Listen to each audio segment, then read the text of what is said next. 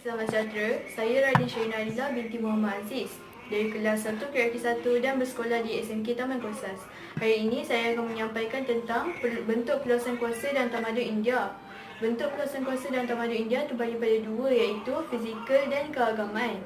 Fizikal merupakan perluasan kuasa yang dilakukan oleh sesebuah kerajaan dengan menguasai wilayah-wilayah lain. Perluasan kuasa secara fizikal dapat disaksikan dalam perkembangan dinasti Nanda, dinasti Maurya dan dinasti Gupta. Gabungan antara kekuatan ketenteraan dan dasar pemerintahan membolehkan ketiga-tiga dinasti membentuk sebuah empayar yang luas di India. Pada zaman pemerintahan dinasti Nanda, perluasan kuasa dilakukan dengan kekuatan ketenteraan, iaitu pasukan tentera seramai 20,000 kavalri, 200,000 infanteri dan 3,000 tentera bergajah.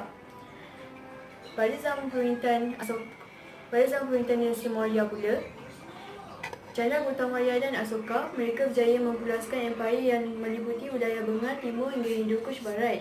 Chandragupta Maurya sangat mementingkan pada kekuatan ketenteraan.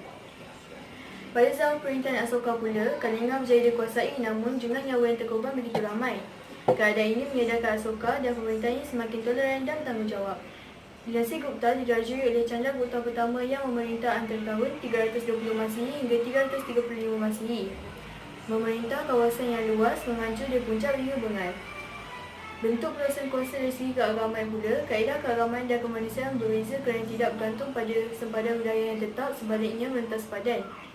Dinasti Maurya iaitu agama Buddha. Selepas Perang Kalinga, Asoka menghentikan usaha perluasan kuasa secara fizikal, sebaliknya menumpukan pada pengembangan agama Buddha.